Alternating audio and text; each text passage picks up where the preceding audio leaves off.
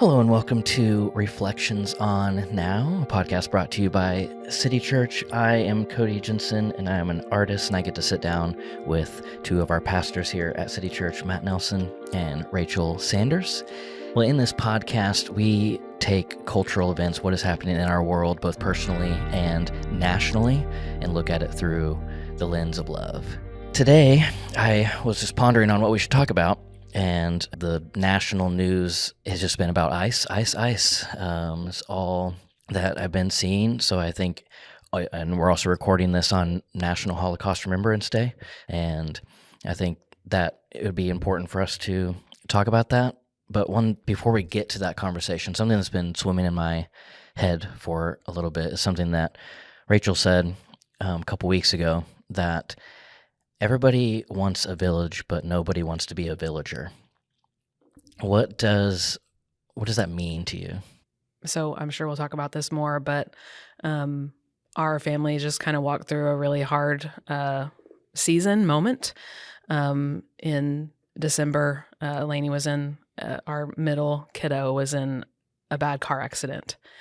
And so our lives just turned in, a moment. And I think I was sharing that in response to what the aftermath felt like and the response of our people, our family, our church family, the people that, here that I work with, and our microchurch, and just the grace of what it felt like to not only be held by the Lord, which I'm in my own journey of that, even right now in this moment, but also just to be held up by other people and, experiencing the fruit of that. And we all want that. We all, want that to be the case and desire that. But on the other side of that, it also takes, being a villager. And so showing up, when someone in your community or someone, around you is in pain or isn't hurting or is struggling. And so being a villager is inconvenient, and you have to pause whatever is going on in your own life and, go out of your way, sometimes more than other times. But I think the inconvenience of week to week, meeting at a microchurch, or most of the time it's man, I could really use the night to do laundry, or I could really there's so many other things.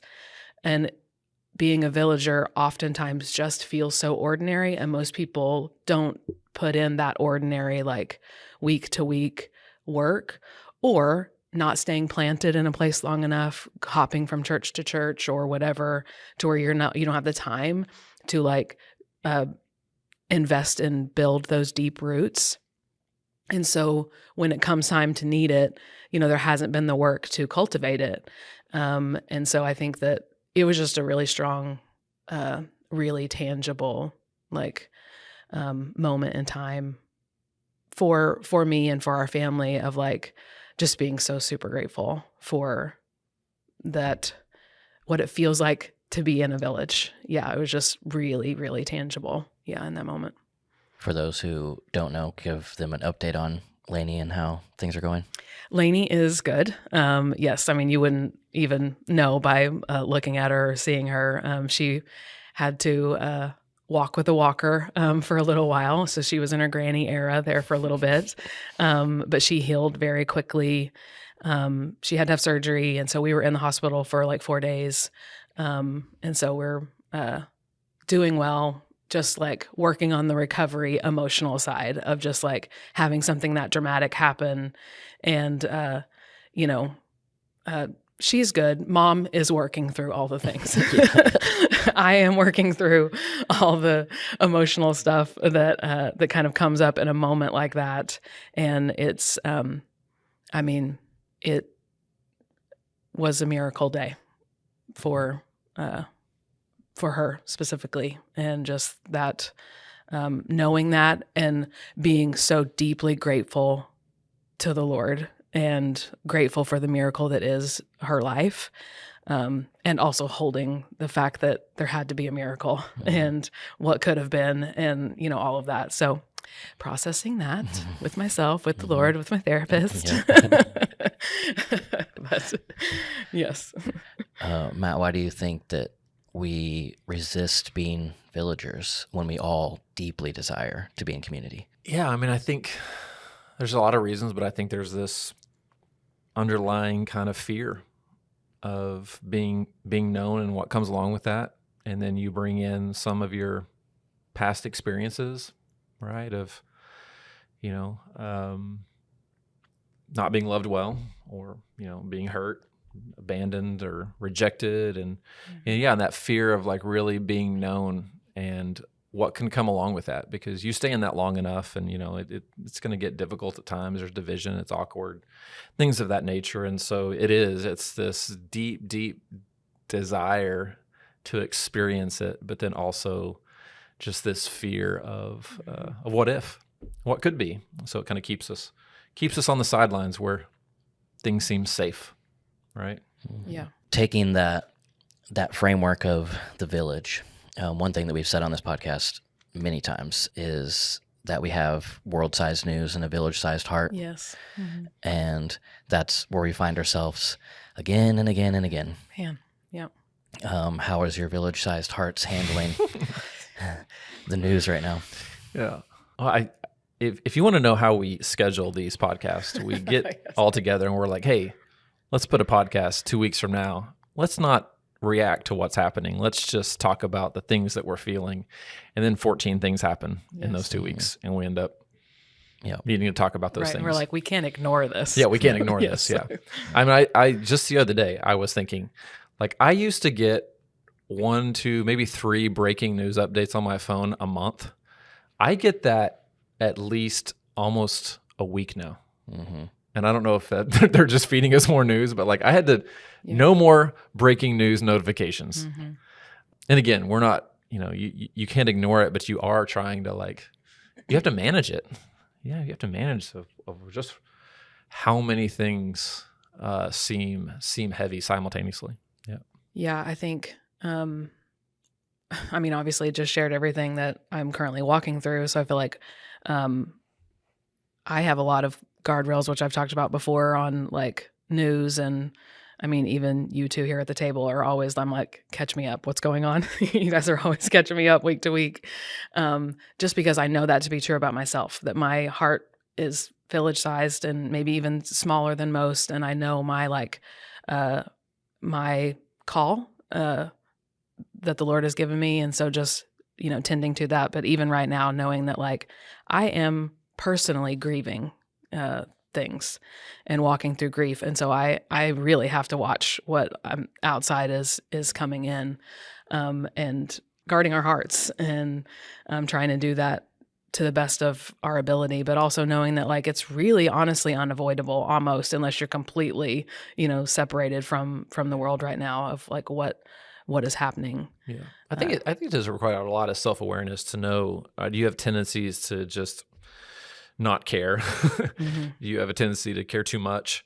Do you have a tendency to live every moment in that weightiness or, not? And then how do I live in a way that I'm engaged with what's happening and I feel a level of weight that I need to feel without allowing it to crush me? Yes. Right? And so like I know I can't start my day by looking at the news, and I can't stay connected every moment of the day. My soul cannot endure that. Yeah. But at the same time, I want to deeply care, and I want to mourn with those who mourn, right? Yeah. and rejoice with those who rejoice. And so what does it look like to have avenues where I am attached to this brokenness, but I also have times where I have to sit at the feet of Jesus in order to be renewed, or that will crush, right? That weight will destroy the soul. And, again, it's not burying your head in the sand, but it's also like you, the people right now, this may be bold, I don't know, but the people I know right now that are connected all throughout the day, it's not good. Yeah, no. It's not. They end up becoming weary and bitter and tired. And there's some of that. I think all of us are tired because we're like, again, Mm-hmm. But it's also like Jesus promises us these things are going to happen. There's always weighty things. There's always brokenness.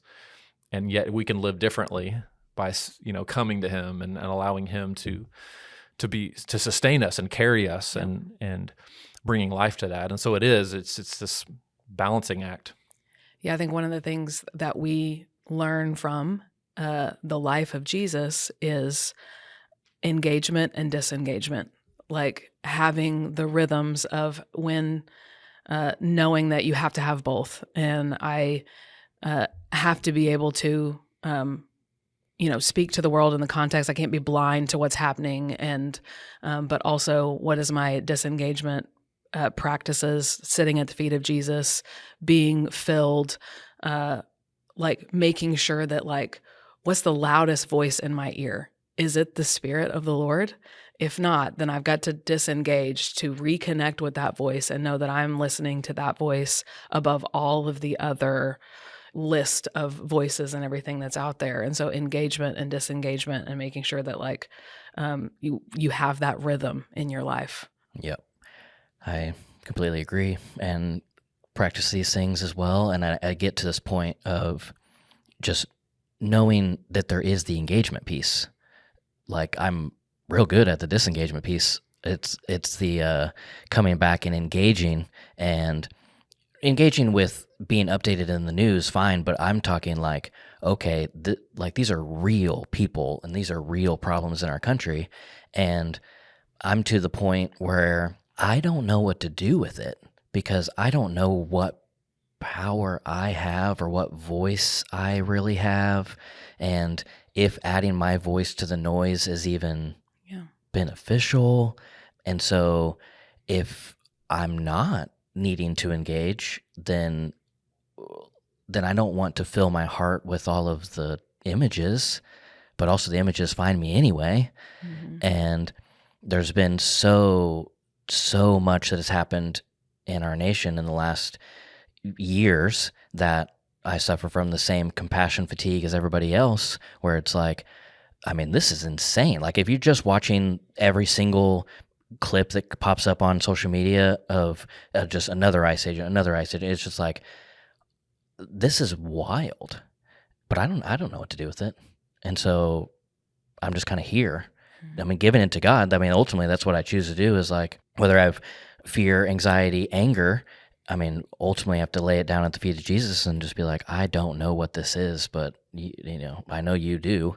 But then we are the hands and the feet, the eyes and the ears. We are the body of Christ. So ultimately the body of Christ has to move and we have to be active. And so I don't have an answer for that. That's just where I'm at. Yeah. Yeah. and I think it's what we're experiencing right now and seeing even on the news and what's playing out is symptomatic of a bigger disease, right? And even when I think of just a cultural moment for the church in America, I mean, we've talked about this many times here. We are in desperate need of reform, and that's what's happening right now. Is I think you're seeing this significant divide between people who have characterized themselves as Christians, but no longer, the life of Jesus no longer affects how they live and what they do. And what I would always call a remnant that God raised up of people who are going to be committed to living the way of Jesus. And so I think when something happens, we feel like, oh, I need to make a statement. Right? I need to use that's fine, and you can do that. But we understand that is very limited, right? And if that's the extent of our, being activists, then, it's a little bit weak. What can we do? And then people are like, well, let's just pray. Well, that doesn't seem like enough, right? But at the core, what do? Is we recommit ourselves to truly living the countercultural way of Jesus in everything that we do, and we trust him with the change and the transformation and the outcomes. It's whenever we try to, I think, dictate the outcomes that becomes overwhelming. Like, how do I change this? Well, ultimately you don't. Yeah. Right? I mean, this is a deeper work, and you can be a part of that, but you can only do so much in your own ability. And I have to tell myself this all the time, because I always try to do more than what I'm capable of doing. Mm-hmm. But I mean, what you're seeing played out before your eyes right now has been the slow dehumanization in America, because we've lost the value and dignity of each and every person made in the image of Father, Son, and Spirit. Yeah. And now we've reduced people to parties, political issues, immigrants, stances. And whenever you do that, fear abounds. Yep. And what you see played out in the news is a result of what people do whenever fear is the driver. Right. There, I don't think we even understand the significance in having the power of taking another human being's life. You're an image bearer. You were never designed to take the life of another image bearer. That is so contrary to God's design. Yep. But now it's like flippant. This is what the slow dehumanization of like, okay, fear abounds, control abounds. Now people do things responding, oh, but you deserved it. Right? Yeah. I mean, that is a people group who have completely turned their eyes off of the Creator. This is Romans 1. Onto created things. They've lost the image of Jesus. They've lost the image of God in one another. And all they see now is somebody who's standing in the way of what I want. This is one thing that I think about, flipping this a little bit, of I get angry and I want to smash some teeth in, but also in the same regard, I want to honor the Imago Dei in that federal agent's life. And he is a child of God that went down a life path and ill-trained, given some money, a gun, and a badge, and is walking around, doing what he's doing. And I want to say nasty things to him, but I won't, because I want to honor his Imago Dei. But then it also makes me like, but then how do I actively stand up in love and say, this is wrong? I think, yes, going for us as believers, like we've been given the highest call by Jesus himself to love your enemies. Like, not I put up with them, not I have to, just deal with this. Like, what does it mean? What does it look like to love your enemy? And I mean, we've lost that.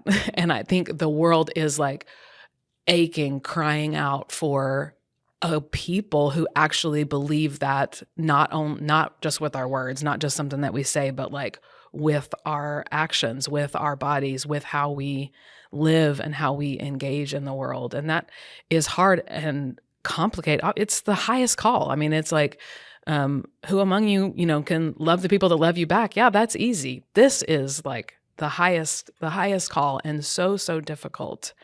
And so just like that being a grid, a lens that we look through with every single thing. And it is so difficult and weighty to be a leader right now, to be a pastor right now, just specifically in the, the lane that we're in. And it's just like, man, we have to be desperate for his discernment. Like, I just think discernment is just like the thing that we just need the most of, especially in leading in this space right now, is like discerning all the things that we've just been talking about. Like, what's my response? I'm coming to the Lord in prayer. What's my action? What does your justice look like right now in this moment? And how can I be an agent of that in the area, in the village that I'm in the sphere that I'm in? Yeah. Speaking of just the village, and I saw a video of a group of Christians and pastors all knelt down in front of an ICE building, and they were all just reciting the Lord's Prayer just out loud. And the agents came out and started arresting them one by one. And they non-resistant. Once it was their turn to be arrested, they would just stand up, get handcuffed and taken away, because they're kneeling there and praying. And that makes me want to ask the question of, are you willing to get arrested? Are you willing to kneel and pray and let handcuffs be put on you? And I know for me, I answer it as, I'm not married and I don't have children. And so I can pretty easily be like, but you guys, you have all these people who depend on you. And so I genuinely I have that question of like, that's so high risk. But if the fight came to our village Yeah. and it's chaos in our streets. How far are you willing to go, I guess? I don't know. Yeah. I mean, you pray and you hope that you would have the courage. Right. Right. It's always, I don't want to make myself sound better than I am. When it's hypothetical, I'm a hero, Right. Yeah. And then it comes into the moment, and I mean, I really do. I think I would, but the last two, shootings, and I also know people who listen to this, you have different political leanings, and I'm not going to sit here and give us a commentary, play by play on Renee Good and Alex Preddy in these two situations, because people are like, I think we need to frame this like government is a good thing that we see in Scripture. We function as a society at our best when there is law and order. What we're talking about is a loss of dignity for human life. And you have instances where now you have a federal agency that seems to be working outside of any kind of parameters and boundaries. Right. We're not there to take the bad guys down. That's not what's happening. Yeah. And honestly, this administration who wants to keep saying that, like, we're not stupid. Mm-hmm. Like, stop telling us we didn't see this. Mm-hmm. Stop telling us that you're there just because you're trying to get the bad guys. That's on deaf ears now. And what I'm seeing right now is I'm seeing a lot of people who were very, very conservative, like, okay, I can't go there anymore. I can't just give this administration my full allegiance because now they're doing things that I didn't sign up for, mm-hmm. which is great because we should have never been giving our full allegiance to any political party to begin with. Yep. Right. And so now that at least allows us to critique our side and also see the good and bad and understand there needs to be order, that there's a good thing. But what happens whenever, it goes outside of what's ethical and what's moral and what's humane, mm-hmm. right? Which is what you're now seeing. And, anybody, and there's been pastors lately the last few days that have responded with, well, if you would have just followed commands, none of this would happen. I mean, that's idiotic, right? I mean, that's one of the dumbest things ever, because you have these instances right now, regardless of what you do, when you dehumanize people, and humans' lives are dispensable. They're just commodities. It's just people who are standing in the way of, we had these slogans, the America that we want. We're going to make it better. I mean, all of these things, you can make anything look pretty. You can make something disgusting look pretty if you use the right words, which is what we do. Mm-hmm. Yeah. But it's like this slow dehumanization, this slow fade that, like, all of a sudden now it's almost like you're chipping away at something, and you chip away at long enough that you don't even realize that you completely lost the image of God in others. And I will say politics right now on both sides and just how polarizing it's been, they are discipling our nation and even the church right now, and just to take sides. Yes. I mean, we've talked about this so many times. Yeah.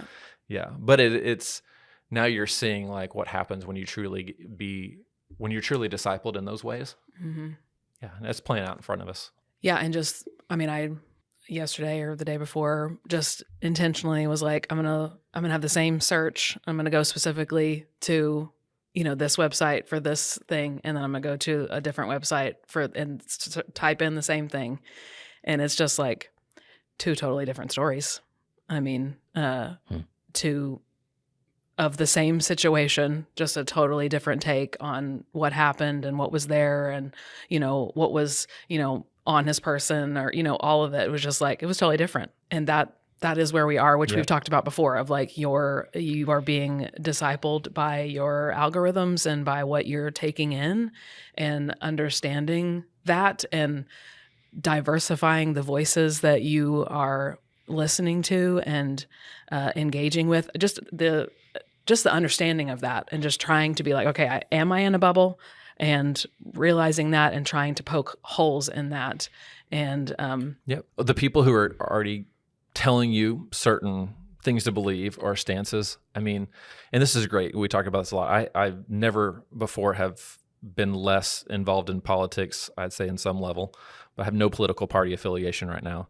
And so looking at things, and when I saw this latest one with Alex Preddy, I mean, that is a perfect example of the first time seeing that, and like my stomach churns. Yeah. And I'm like, there are numerous opportunities that you have to preserve human life. And that is a blatant act of disregard for human life, going outside of my authority and boundaries, right? And somebody who was not in any way would take your life. Yeah. And they chose to take his life. And I mean, that's what's so deeply troubling. And then what's, I think, even more troubling to me is how many people immediately going into this mode of, oh, because we have this affiliation or party allegiance or something, I've got to figure out a way to defend that. I mean, I got a text yesterday. I'm in a text thread with a bunch of leaders, a pastor that I deeply love who lives in Minneapolis, and was nothing about the murder of these two people. And it was just about the protesters / what he would call rioters coming into the church to disrupt the church service. And I already knew what he was going with this. Look what they're doing to our church services, right? Yeah. So here is a guy that I deeply love, loves Jesus. I know that he does. And the story that he's created is those people are trying to disrupt our way of life. So I'm going to disregard what's happened to these two other people, and I'm going to highlight this persecution that the church is facing at the hands of the left. Yeah. I mean, I just went to Lindsay and I was like, read this, Something that we've talked about here, and obviously goes right along with what you're saying, is also just, I think, the incongruence of a pro-life stance, from believers, from Christians, to beat that drum so hard in selective areas. And again, like raising it to the highest call that we've been given to love your enemies. And what does that look like? Put up against, what does that mean? What does it mean to be pro-life? Period. Mm-hmm. And the incongruency of obeying orders whenever it's convenient or politically on your side.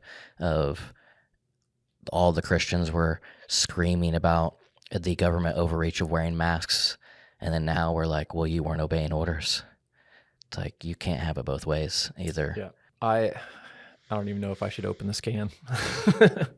Who all listens to this? Right? Yeah. How much trouble am I going to get?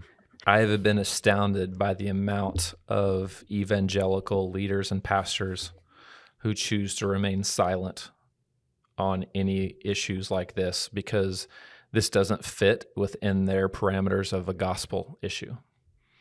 The gospel has become so small and almost emaciated, I would say, that the gospel to them is only people confessing Jesus Christ as Lord and Savior and inviting them into their life. And so this doesn't fall within that. So I can look the other way. And it's my liberal-leaning, far-left pastor friends who all of my right-leaning pastor friends say that's not even gospel. Yeah. They're the ones right now standing with the broken, the poor, the marginalized, and the oppressed. And I just can't help to think, where are all of the others? Mm-hmm. How does your gospel not include this? Jesus so clearly coming in Luke 4, opening the scroll. And if the church, if the people of God are not sided with those who are marginalized, Yeah. we have missed the gospel at the deepest places. Mm-hmm. Yep. That is the litmus test for the vulnerable and how we're Yes. showing up for the vulnerable. That is undeniably true of the scriptures. Yes. Yeah. So how is the church right now not positioned in a place to help immigrants who are here legally, daily, fearing for their lives, wondering if they have the proper documents in their car when they get stopped on the highway? How are we not with them? Mm-hmm. We dealt with this a few months ago when we're wiping out homeless encampments because it's like those people are just problems to be solved. Right. If the gospel is not taking us to those places, we don't know who Jesus is Right. Mm-hmm. at the deepest levels, right? Right. That is what Jesus came to do, to preach the good news to the poor, the oppressed, that those who are in are probably out, and those who think that are out, you're in. And the entrance is through the gospel and through faith in Jesus. But again, it's are we moving towards them? Mm-hmm. That's what's crazy about pro-life people right now. You've built your platform on pro-life. You are anti-abortion. Yeah. Yeah. You know, you're not really pro-life. You're pro innocent life. Yeah. Well, no, not even that anymore. Yeah, not even that. Yeah. And it's amazing how we can like just pick and choose the things that kind of fit our agenda or the things that fit our policies, right? That's probably the most infuriating thing to me. And honestly, it just proves that we have a malnourished, deficient gospel that is not holistic and not moving into all places of our lives and society. It's just, have you prayed the prayer with me to receive Jesus? Right? That's what we see the gospel as. Yeah. Which is the being discipled by politics, like, obviously. And one thing, I don't know, I just feel like I need to say this, that you can be socially liberal and fiscally conservative. Like, you can hold both of these things. Like, we should, at this table, we're obviously talking about a Christian context, and we should be above all of that and be living in the gospel. But even if you weren't and you were just living in the world, like, you don't actually have to choose to be all one side or the other. You can cherry pick the things that feel right to you on each side. You're not going to find a large group of people who are going to pat you on the back and say, join our club, but you can be those things and look left some ways, look right, others. Just my 2 cents, but Yeah. just thought I'd throw it in there. Well, I mean, I've said this before on the podcast, policy-wise, I've always been more Republican and right-leaning, but I will not align myself with a political party that degrades human life. Yeah. And there's a lot of that. And so I'm going to push back. And then I'm not left enough for my left friends because I believe in truth. I believe in Scripture. I believe that we should order our life around who Jesus is. And so there is, I mean, it's like if you're fitting in those perfectly, you're, again, like we always say, you're probably not living deep in the kingdom life, right? Right.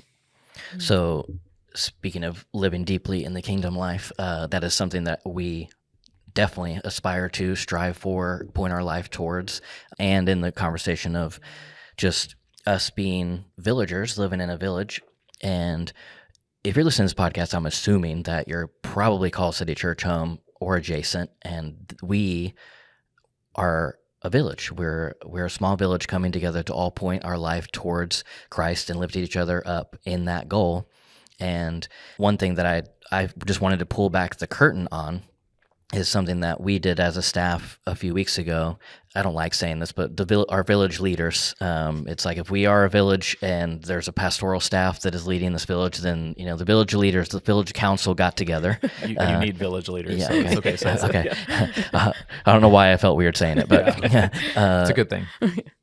So we did a retreat a couple weeks ago, and we all went out to the lake for 2 days. We stayed the night there, and Pastor Rachel did an amazing job at leading us through this time. But we spent so much time just in prayer and meditation and contemplative spaces, so that the Spirit could speak to us individually, and then we shared that with each other. And we don't have to go into this like deeply, but I do just want to talk about that and let the villagers in on the village process.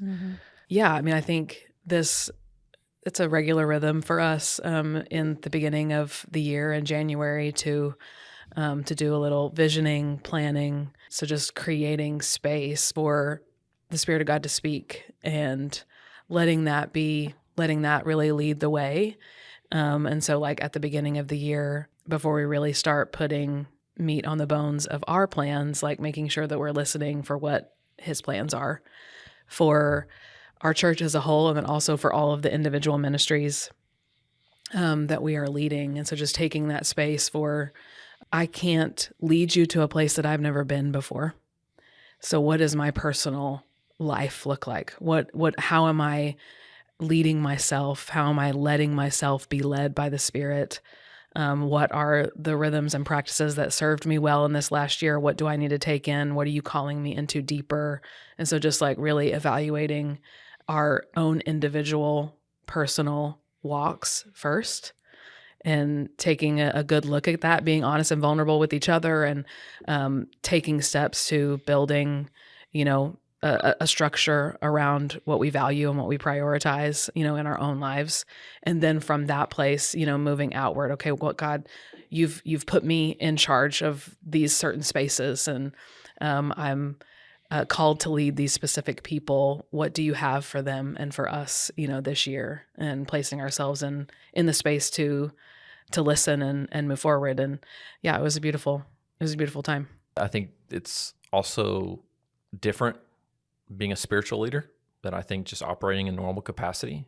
I think number one, you understand that everything comes from the soul, Yeah. right?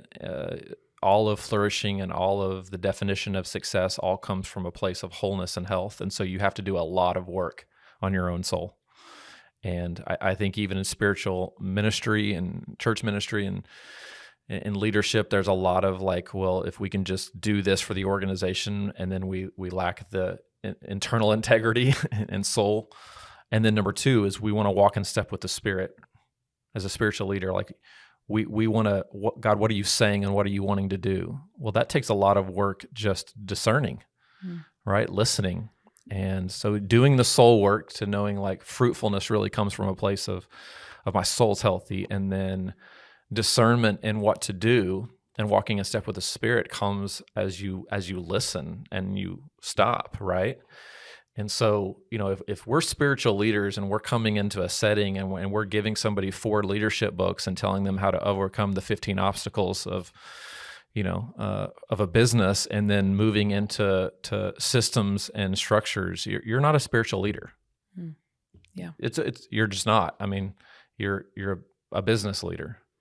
And so, this is over the last 20 years, and especially the megachurch movement, we just infiltrated the church with business principles and said, it's worked here, just do these things. And the result is we have people who are posing as spiritual leaders, but really they're just business. And there's nothing wrong with that. We need both. Right. Yeah. Just know the difference. Skilled entrepreneurs. Yes. Right. A true spiritual leader is going to, hear the voice and hear the heart of God and walk in step to make decisions that are aligned with what God wants to do. Yeah. And it's very different. Right. Yeah. And being willing to be checked and be like, hey, I've drifted and I'm going to set a different course. Yeah. I just wanted to bring that to the microphone, just a peek behind the curtain, just as I would say just a vote from me to you listening of just like, I literally get to see behind the scenes and I get to see our spiritual leadership, and it's beautiful. And I'm so happy and so honored to be a part of it, that we who are the village leaders genuinely seek the face of God and listen to the Spirit, and nothing trickles down to the village that wasn't first brought through prayer. And I just think you deserve to know that, so I'm telling you right now. What that did, I think that is somewhat of a segue of megachurches, business leaders, and not leading out of spiritual authority, but just leading out of business principles, and ultimately where we have also found ourselves in our global village of the body of Christ is many, many spiritual leaders having moral failures. And in the news, we go from immigration to another spiritual leader falling, and that grieves our soul. And Pastor Matt has a lot of thoughts on it. Check out the Substack. Yeah, exactly. Yeah. MattNelsonOnline.com. As we are doing this podcast, I did just release an article today, and it was really about, these are thoughts I'd had for so many years, and finally I was like, I just need to put down some thought. It was really less about specific leaders falling, more about cultures in the church, abusive cultures that are now coming to light, it seems to be daily. As someone who has grown up in the Pentecostal charismatic church and still is rooted in that tradition, I would say this is especially happening in the Pentecostal charismatic church. We're hearing all of these stories of years or decades of cover-up, spiritual abuse, misuse of power, things that people knew were happening, but nobody wanted to say anything about it. And then I think what happens specifically, there's a lot of reasons, and especially in the charismatic church, is sometimes we're built on personalities or giftings, which I think is a really good lesson in why there needs to be diversity of the gifts at use in the church, Yeah. and not building our platforms and our churches on certain people. I think this is a testimony to that. But then also what I've just realized, I've been sitting at a lot of tables recently where some of these things come to light, and I've watched people that I love and respect immediately like pivot. Oh, this has happened, but to save our organization or church or ministry, what we're going to do is we're going to launch something new, or we're going to get everybody, rah again, so we can kind of like forget that and take this new ground. That's a work of the enemy. Well, and I write this in the article, but I think it's the Holy Spirit's work to reveal deep hidden places. Absolutely. At least that's how the Holy Spirit works in my life. Yes. It's actually the grace of God to be exposed. That's right. Yeah. Yeah. And so a lot of people, what they think is the enemy, I think is actually the Holy Spirit.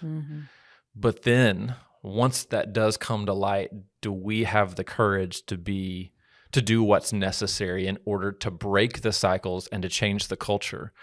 Or do we just get through it so quickly because we're trying to save what we feel like may be lost?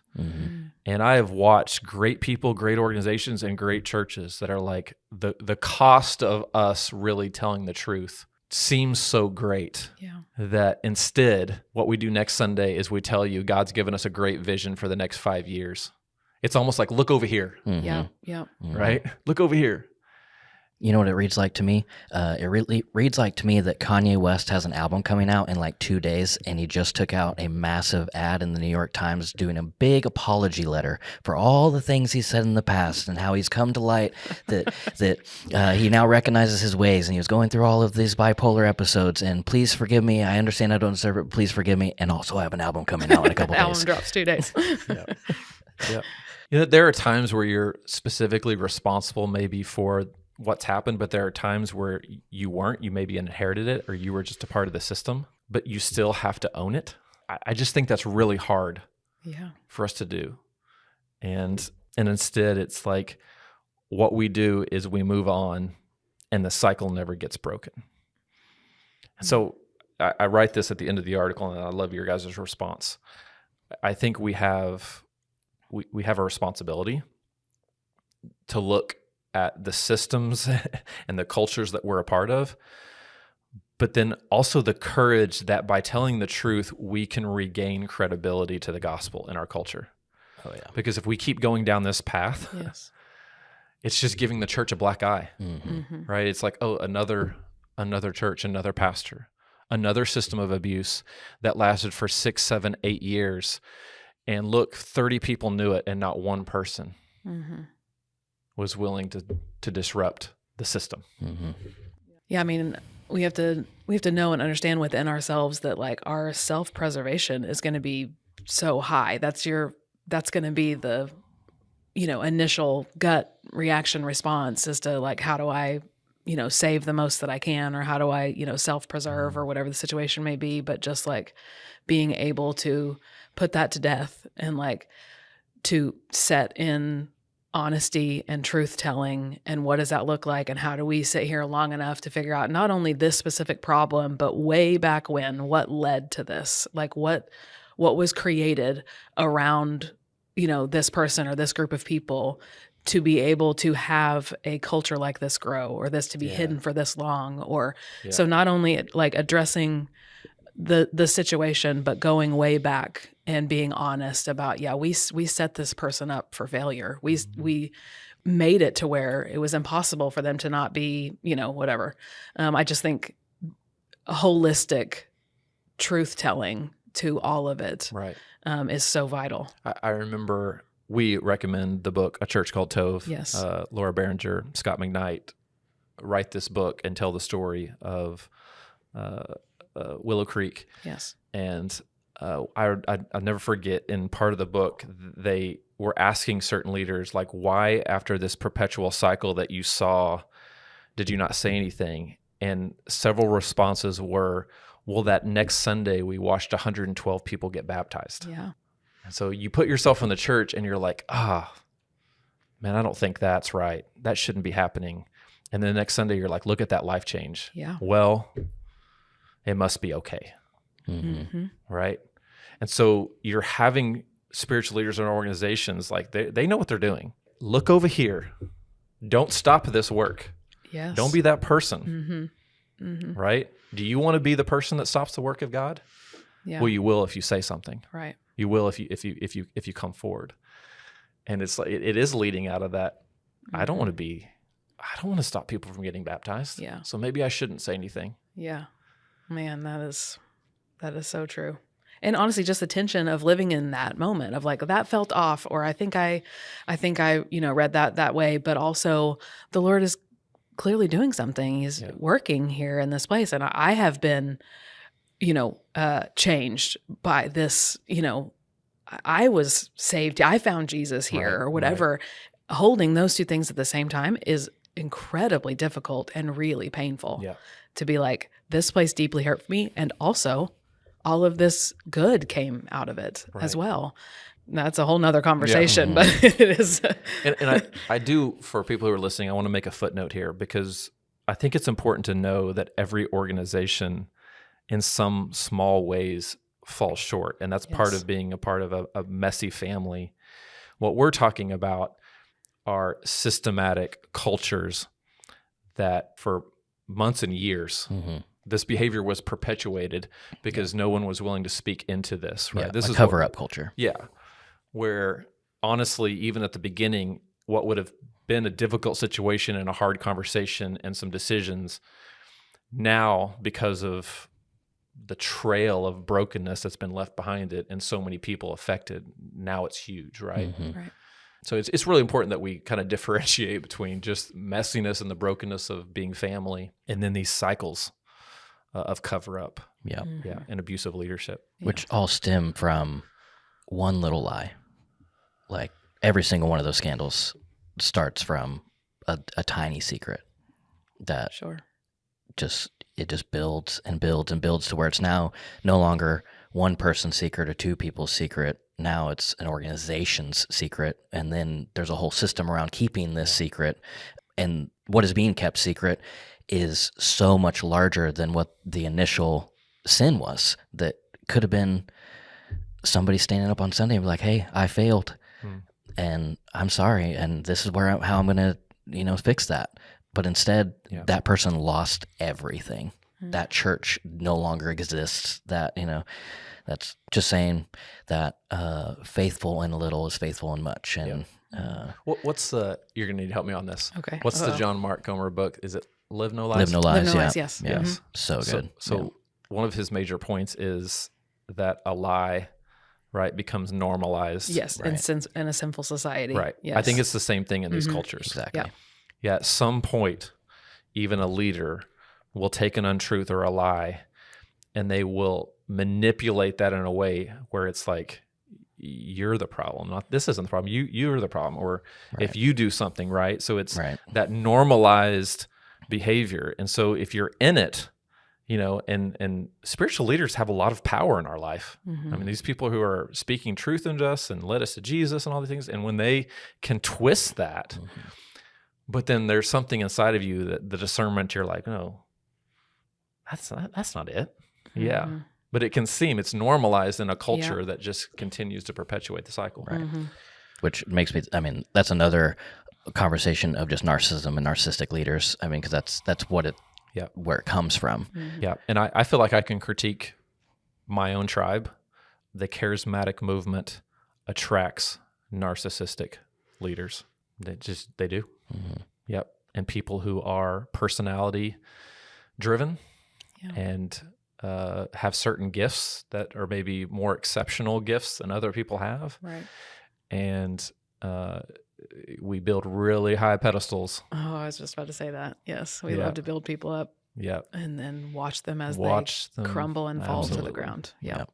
And the pillar is built by a community, but once they fall off, it's like no longer community. Like you don't get access to any of the people who built you up anymore. You're excommunicated. You're cut off. You have to heal in private. Right. And sometimes it can go without you even, the way that popular culture is like, wow, that took off. I'm like more popular than I would have ever, I didn't ask for this. And then you get into, as the leader or the person, you get into this place where like, I can't possibly confess even a small thing because God's working through, like it is a trap, that you can get, that we do this. The system does this.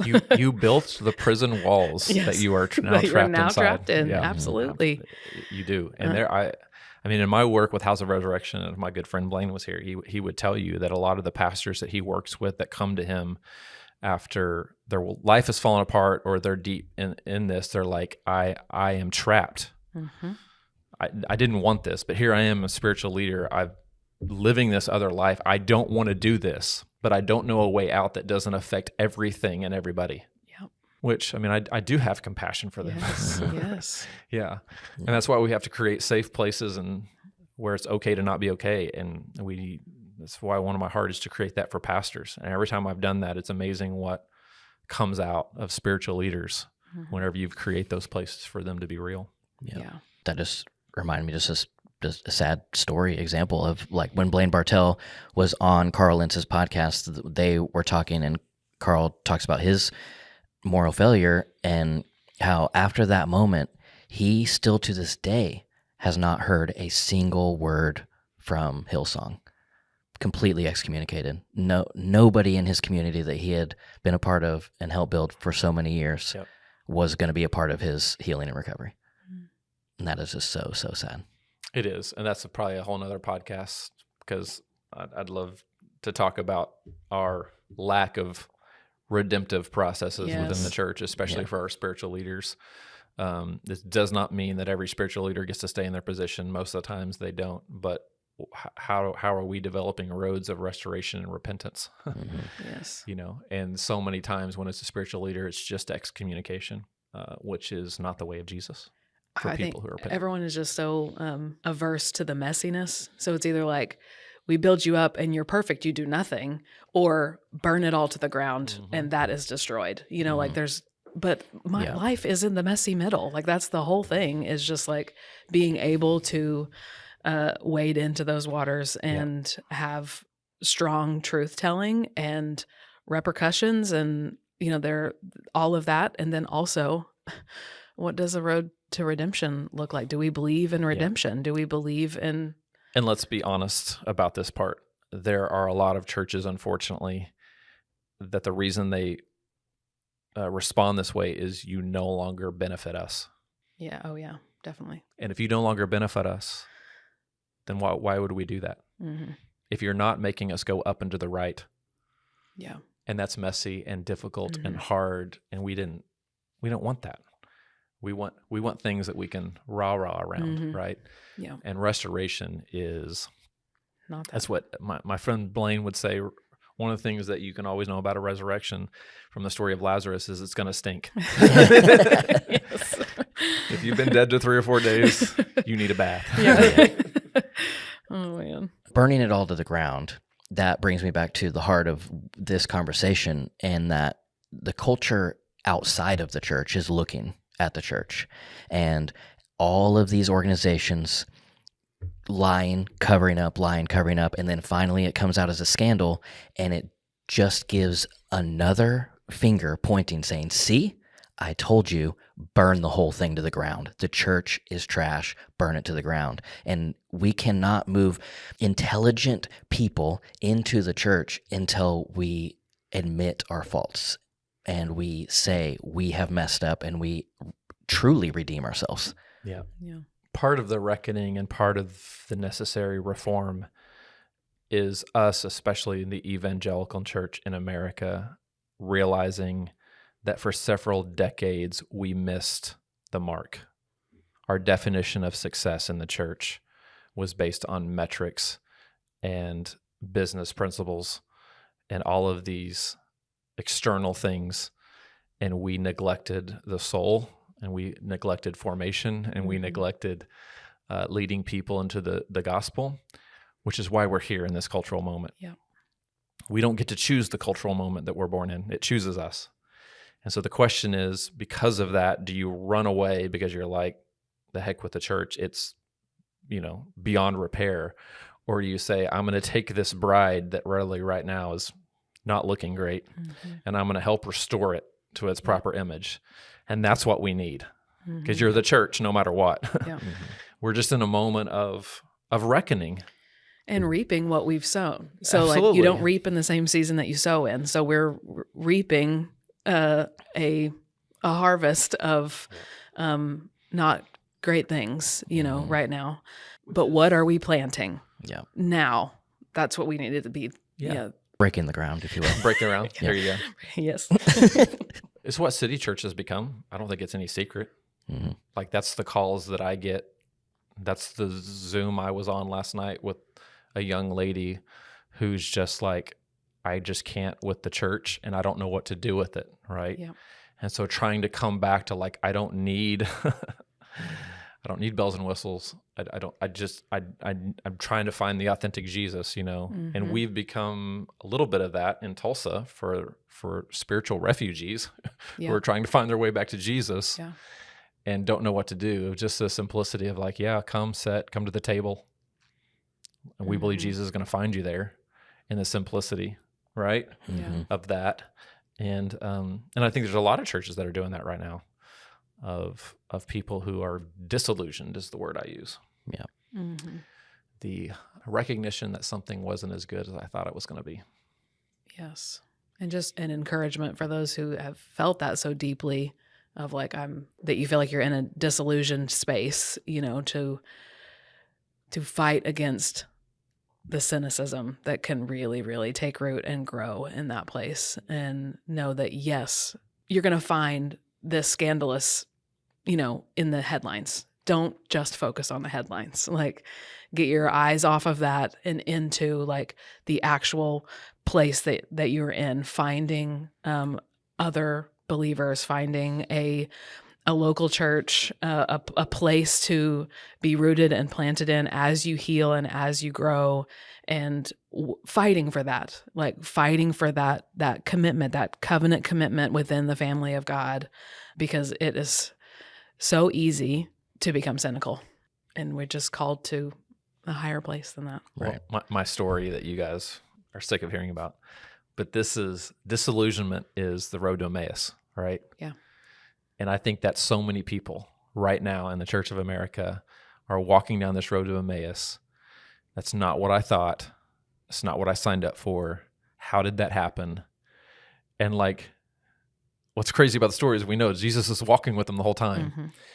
And then can you imagine, as Jesus opens their eyes later on to who he is, how their life transformed in a way beyond where it ever was in the beginning? I truly believe like that's what's happening right now. I truly believe the real Jesus is to be found in all of the mess as people are walking away. It's like, come to the table, break bread, and Jesus open their eyes. Yeah. Please, Jesus, open our eyes. Like, we don't need any more entertainment. We just need you, right? Yeah. Show me where you are in all of this. Yes. Yeah. And that's happening. And that's why I tell people who are walking that road, I'm like, just don't give up. Like, don't walk away. Yeah. Come to the table. Continue to dip your foot in. And like, I just know, I really believe this. I said this last night on my phone call with this young girl. I said, Jesus will reveal himself to you at some point, in his sovereignty and timing. Yeah. Right. That's good. I think that's a good natural end to this conversation. Thank you guys for joining me at this table, and also thank you guys for listening to our conversation. If you would like to dive into this last topic even more, you can go to mattnelsononline.com, as he cringes as I say that. But he is a great writer, and he does publish, and you should read it. So that is what I'll leave you with. mattnelsononline.com. Bye.